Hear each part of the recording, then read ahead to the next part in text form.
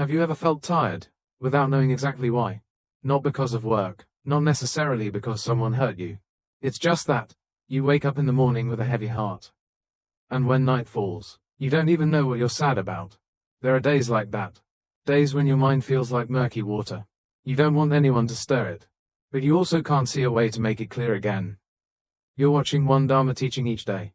A place where one sentence can plant the seed of a peaceful life. Hit subscribe and turn on the bell so you don't miss a new teaching each day. We keep working, smiling, and living, okay, in the eyes of others. But inside, there's a quiet emptiness slowly expanding. And when those days drag on, we start to wonder, is there something wrong with the way I'm living? Or maybe, my heart has grown so used to bracing itself that it no longer knows how to let go. Sometimes, all it takes is one empty afternoon, one accidental glance, and every feeling comes rushing back. Yet we don't even know where to begin in order to tidy up our own inner space. If you're in that kind of hazy state, this video is for you. I don't have clever advice. I'm not promising to enlighten you or change your life. I just want to sit beside you for a while, to revisit a few ancient truths, from the Buddha, from the Tao, and from the experiences we've all been through or are still walking through. This video isn't about the paths to enlightenment. It doesn't teach you how to become a better version of yourself. I simply want to sit down with you and reflect on three small things, very small things. But they might touch the deepest part of your being. First, a teaching from the Buddha. It doesn't come from temples, and it requires no chanting. It's something you may have heard before, but perhaps never truly lived. Peace of mind doesn't come from holding on tightly, but from daring to gently let go. Second, the image of water. In Taoism, water symbolizes soft strength. Soft doesn't mean weak. It means knowing how to bend, how to pause, how to flow. Just like our hearts, the more we try to control them, the more rigid they become. Only when we relax can we truly live. And lastly, a story. It doesn't preach. It doesn't warn. It's just a tiny slice of life. It could be yours. It could be mine. That reminds us, everyone carries a stone. But the way we set it down is different for each of us. You only need to let your heart open just a little. You only need to be ready to listen, not with a mind that's seeking, but with a heart that simply wants to breathe. We often think that in order to find peace, we have to do something. We have to meditate, we have to read, we have to change ourselves. But have you ever paused to ask, am I searching too hard, only to drift further away? Peace of mind doesn't come from having the right tools, but from staying still long enough to see what's truly making us restless. Not something outside, but inside, where we avoid looking. Because it's noisy, full of conflict. There's a very simple truth in the Buddha's teaching, one we often forget. Don't try to fix your mind. Just sit with it. It may sound passive, but in fact, it's the most courageous act. When we stop chasing a better version of ourselves, and simply sit with what is. What causes our suffering isn't that we don't know how to live correctly, but that we constantly think we're living wrong. We chase what's right, avoid what's wrong, but rarely pause long enough to ask, what does my heart truly need right now? Taoism has a well-known phrase, Wu Wei Wu Bi Yu Wei. Do nothing, and nothing is left undone. It's not about giving up. It's about stopping the resistance against the natural flow of the heart. We still act, but we don't force ourselves. We still live, but we stop fighting for the lead role in a play no one's really watching. Peace doesn't come from control, but from allowing things to be as they are. The beautiful parts, and the unsettled parts. You might be angry at someone, blaming yourself, regretting something that's lost, and you try to cultivate yourself to stop being angry. Try to let go, so the regret will vanish. But your heart still feels heavy, because you're using spiritual practice as another way to control. Letting go doesn't mean feeling nothing. It means allowing emotions to pass through, not clinging to them, but also not pushing them away. Sometimes, the only thing we need to do is sit, with the pain, with the restlessness, and do absolutely nothing. And then we begin to realize, peace isn't a destination, it's a natural state. Just covered up by too much striving for peace. Peace happens when we stop, not to give up, but to return to ourselves. And someday, when we no longer try to get over our emotions, we begin to see the value of simply staying with them. Like when it rains, we don't try to make the sun shine. We just find shelter, or simply stand still, and feel each raindrop fall. The heart is the same. It doesn't always need to be clear, positive, or peaceful right away. Some days, just being tired, with gentleness, is already a form of healing. The Buddha said, all things are impermanent, even this mood, so we don't need to rush to escape it. We just need to be still enough to see. Every emotion is just a visitor, and it's precisely in the moment we stop resisting what is, that we finally have the chance to meet ourselves again. Whole, unedited, unfixed. There's a funny paradox in the healing journey. The more we try to suffer less, the more exhausted we become, because we tend to heal with our minds, telling ourselves we must let go, must forgive, must be at peace, but that must creates pressure. It makes us forget. The heart cannot be forced. It can only be listened to. The Buddha once said, suffering is the first noble truth. And instead of running away from it, look directly at it as a natural part of being human. Like we don't fear the dark, if we know the sun will rise again.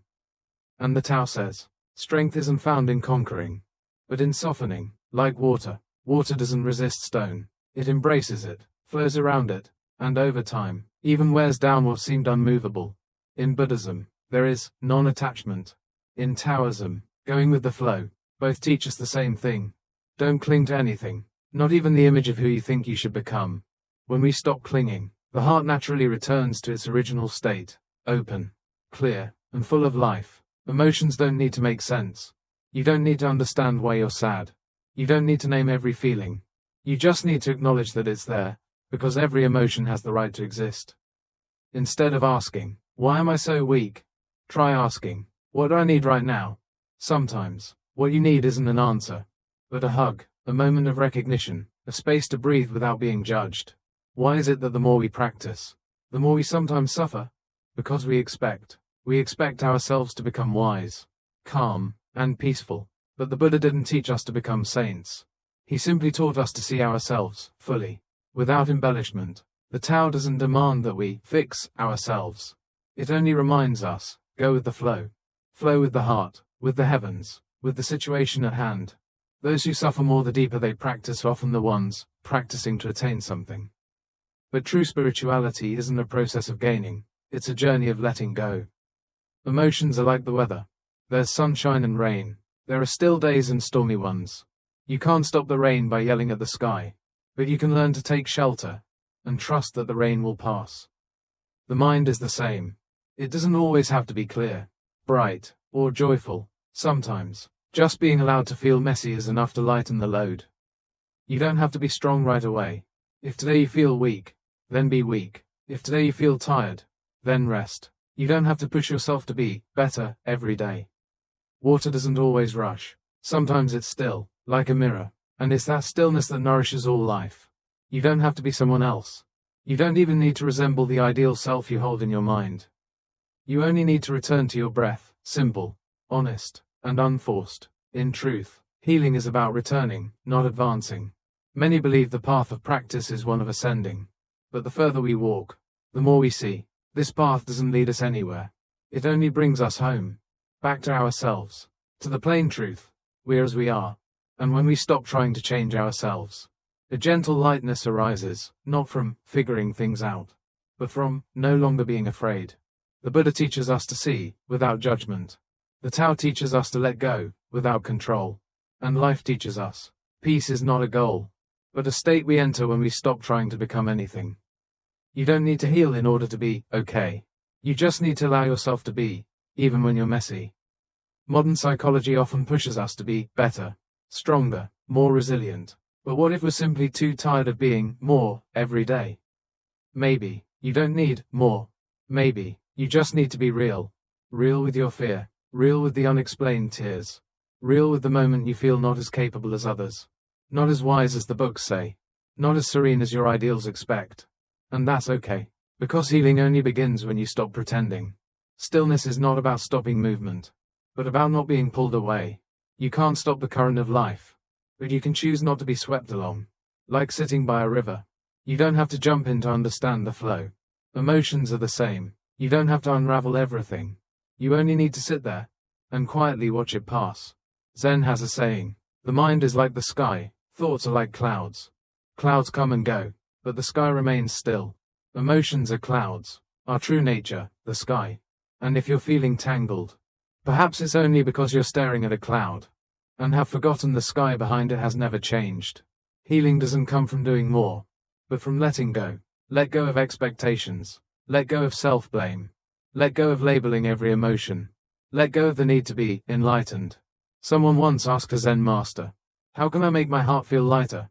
The master simply smiled and replied, "You're carrying too many things you don't need." We carry so many shoulds without realizing. I should be better. I should forgive. I should let go. I should succeed in both my practice and my life. But the more we should, the more tired our hearts become. The tighter we grip, the heavier it gets. A light heart is one that no longer braces itself to be at peace. It simply is, colorless, formless, not trying to be anything. You have always been enough. You've just forgotten. Many turn to spirituality because they feel lacking love, stability, meaning. But true spirituality doesn't come to fill you up. It comes to remind you. You were never empty, not full of perfection, but full of the most real things. Enough to be human. You don't need to become a better person. You just need to remember. You were once whole, before you tried to become someone. Is giving up on self-improvement the same as giving up on yourself? No. Giving up the self that's forcing itself to strive is the kindest thing you can do. No one says you shouldn't grow. But true growth doesn't come from pressure. It comes from understanding yourself, being gentle with yourself, and walking forward, as if you're guiding your own soul through a tangled forest, like a dear friend would. And then one day, you'll find yourself sitting in the middle of a rainy afternoon, not sad, not joyful, just simply present. No thoughts needed, no actions required, just breathing, and you'll realize, you've returned. Not to your hometown, not even to your house, but to the deepest part within, where every wound is seen, and every fear is held. No longer trying to change, no longer needing to be understood, no longer longing for anything but silence. And in that silence, you will find everything you ever dreamed of. There's something strange. As time goes on, you'll stop chasing peace. You'll just wish to be real. Real with yourself, without needing to be beautiful, okay, or perfect. Because true peace doesn't come from living correctly, but from living truthfully. You don't need to cleanse your mind. You just need to see its mess and not judge it. Because every speck of dust was once part of the journey. Without it, you wouldn't value the clarity. Each person blooms in their own time. Trees don't flower all at once. Neither do people. Just because you're not as peaceful as someone else doesn't mean you're on the wrong path. The Tao doesn't compare. Neither does the Buddha. Only the ego does that. Maybe today you still feel anger, blame, or regret. That's okay. Take your time. Like water, quietly flowing through cracks in stone, day after day, eventually softens even the hardest rock. True healing isn't loud. It's quiet, like the first light of early winter, just enough to warm the heart. Even if only a little. And sometimes, a little is enough. You don't need to be completely healed to begin healing. Just hold on a little less. Feel a little lighter. Feel a little less alone inside your own thoughts. One day without blaming yourself. That's a step. One afternoon where you breathe without forcing yourself to think positively. That's a step. Step by step, like water dripping through stone. Gentle, quiet, but steady. The monk and the stone. Long ago, a young monk came to an old master, carrying a burden he couldn't name. He said, "I've chanted, meditated, helped others, but I still feel empty. Something's wrong with me, but I don't know what." The master said nothing. He handed him a cloth bag and said, "Go to that mountain, pick a heavy stone, place it in this bag, then come back." The young monk did as told. The stone was heavy, the path steep and long. By the time he returned, he was drenched in sweat. The master asked, "How do you feel?" The young monk replied, "Exhausted, my shoulders hurt, my legs are trembling." The master smiled gently. "Then why didn't you just put the stone down?" The monk fell silent, eyes wide, heart lightened. We all carry a stone like that. Some call it the past, others, expectations. Some don't even have a name for it. But as long as we carry it, we grow weary. The problem is not the stone. The question is, do we really need to keep carrying it? The flowing water and the clenched fist. Try clenching your fist tightly for a full minute. As each second passes, your hand starts to ache, go numb, but you keep holding on. That's how we live. We grip everything, our past, our lovers, our pain, our pride, and wonder why the heart feels so heavy. Only when we release does blood flow back. Only then can the hand return to its natural state. The heart is the same. It doesn't need fixing. It just needs space to breathe. The Tao teaches us to be like water, without form, without competition. Water is soft, but it wears down stone, not because it tries to win, but because it simply is. It flows when it must, stays still when needed, and disappears without regret. But the human heart, always trying to hold, to win, to be loved, and the more it tries, the more it loses. A young person's healing story.